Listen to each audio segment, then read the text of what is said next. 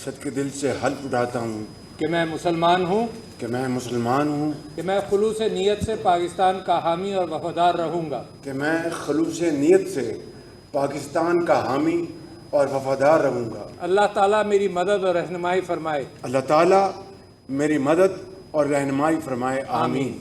मुबारक। नौमुंतखब वज़ीर आज़म शहबाज शरीफ ने ओहदे का हल्फ उठा लिया। ऐवान सदर में सदर ममलकत आरिफ अलवी ने हल्फ लिया। तकरीब में joint chief of staff committee general Sahir Shamshad Mirza और army chief general Syed Asim Munir की शिरकत। आसिफ जरदारी, नवाज शरीफ, बिलावल भुट्टो भी शरीक हुए। वज़ीर आला पंजाब मरियम नवाज, वज़ीर आला सिंध मुराद अली शाह और वज़ीर आला बलोचिस्तान सरफराज बुगटी भी तकरीब में शरीक थे। मुख्तलिफ ममालिक के सफ़ीर भी तकरीब हल्फ बरदारी का हिस्सा थे।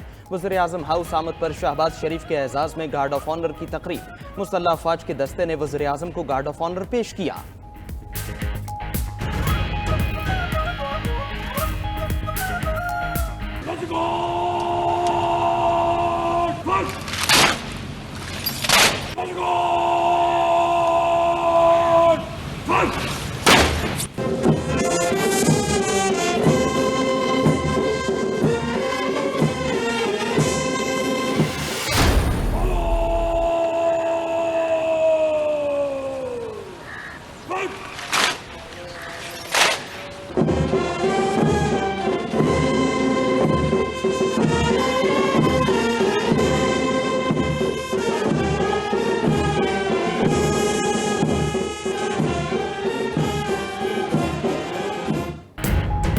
निगरान वज़ीर आज़म अनवारुल हक काकड़ अपने ओहदे से सुबकदोश। साबिक निगरान वज़ीर आज़म के एजाज़ में अलविदाई तकरीब।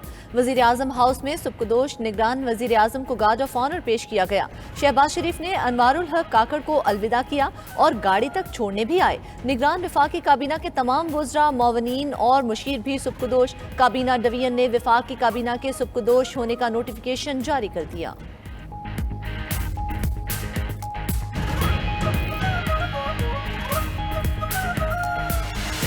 पीएम जो है ना वो फॉर्म 45 वाला नहीं है ना असल में। तो बर्दारी के लिए मेरे ख्याल में जाना ठीक नहीं है, क्योंकि अभी तक क्लैरिटी नहीं है इस बात की कि वाकई अवाम के मैंडेट से बना है या आरओ से बना। वज़ीर आला खैबर पख्तूनख्वा वज़ीर आज़म शहबाज शरीफ की हल्फ बरदारी में शरीक न हुए। अली अमीन गंडापुर ने कहा उनके ख्याल में हल्फ बरदारी के लिए जाना दुरुस्त नहीं, इसलिए नहीं गया। शहबाज शरीफ फॉर्म 45 वाले वज़ीर आज़म नहीं हैं, ये करप्शन के मौजूद हैं। वज़ीर आला खैबर पख्तूनख्वा कल बानी पीठाई से मुलाकात करेंगे।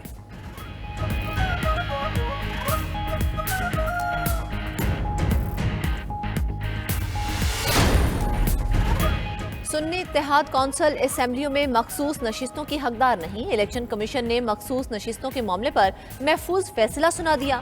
सुन्नी इत्तेहाद कौंसिल की दरख्वास्त मुस्तरद कर दी। इलेक्शन कमीशन के मुताबिक असेंबलियों की मखसूस नशिस्तें खाली नहीं रखी जा सकती। मखसूस नशिस्तें दीगर जमातों को तकसीम की जाएंगी। इलेक्शन कमीशन ने 4-1 के तनासुब से फैसला जारी किया। सुन्नी इत्तेहाद कौंसिल का इलेक्शन कमीशन का फैसला चैलेंज करने का ऐलान।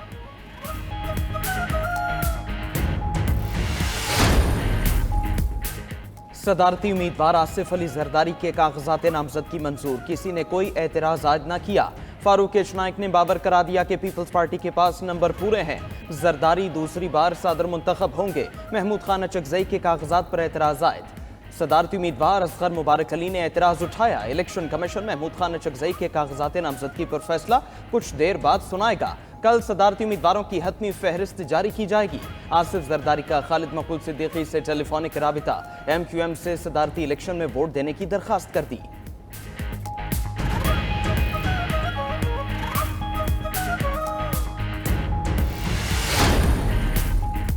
वजारत उज़्मा पीपल्स पार्टी के बगैर संभालना मुमकिन नहीं। चेयरमैन पीपल्स पार्टी बिलावल भुट्टो का कौमी असम्बली में खिताब। बोले, पाकिस्तान के अवाम ने ऐसा फैसला सुनाया है कि सबको मिलकर ही फैसले करने होंगे। बिलावल भुट्टो का सियासत के लिए ज़ाब्ता इखलाक बनाने का भी मुतालबा।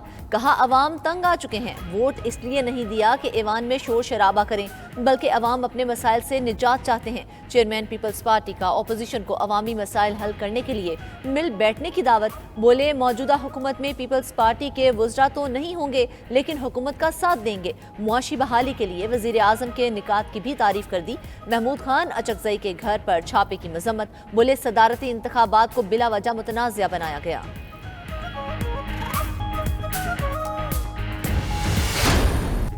बिलावल भुट्टो जरदारी की जानिब से कौमी असम्बली में साइफर और 9 मई के तस्करे पर अपोजिशन का शोर शराबा।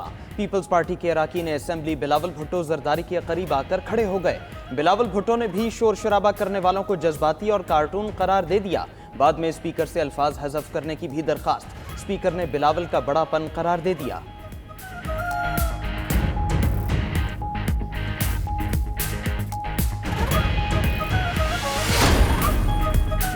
साइफर केस पर वाज़े मौक़िफ़ है, जुडिशल कमीशन बनाएं, तहकीकात कराएं। असद कैसर का कौमी असम्बली के इजलास में इजहार ख्याल। बोले साइफर को झूठ कहने वालों ने उसी को बुनियाद बनाकर बानी पीटीआई को सजाएं दिलवाईं।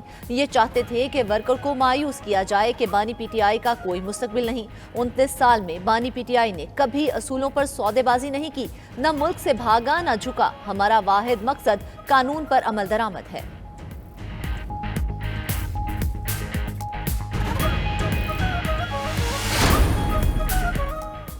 हमारे 100 इनके 200 पर भारी हैं। बैरिस्टर गौहर कौमी असम्बली में बरस पड़े।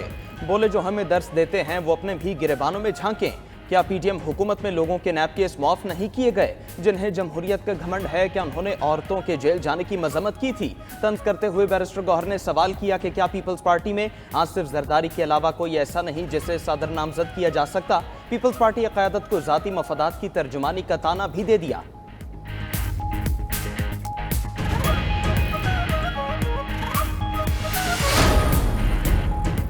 उमर अयूब ने महमूद खान अचकजई के घर पर छापा फाशिज्म करार दे दिया। कौमी असम्बली में खिताब के दौरान शिकवा किया कि कल उनकी तकरीर को मुकम्मल बराह रास्त नहीं दिखाया गया, जबकि शहबाज शरीफ की तकरीर मुकम्मल नशर की गई। दोनों ही वजारत उज़्मा के उम्मीदवार थे। शहबाज शरीफ आसमान से तो नहीं उतरे थे।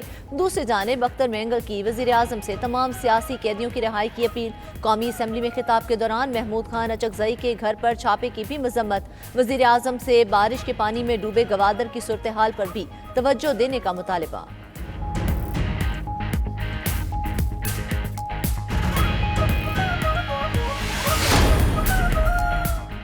हमें कहा गया कि हमारी शनाख्त फॉर्म 47 है। बताना चाहता हूं हमारी शनाख्त 1947 है। खालिद मकबूल सिद्दीकी का इजहार ख्याल। अपोजिशन को ऐवान में जमहूरी अमल का हिस्सा बनने की दावत।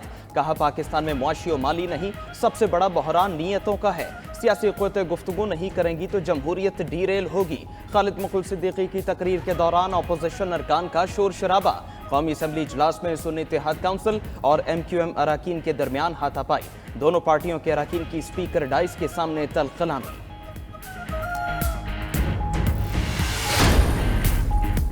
सुप्रीम कोर्ट में भुट्टो रेफरेंस पर समाअत मुकम्मल। सुप्रीम कोर्ट ने राय महफूज कर ली। आज नहीं लेकिन किसी और दिन शायद फैसले सुनाने के लिए बैठे।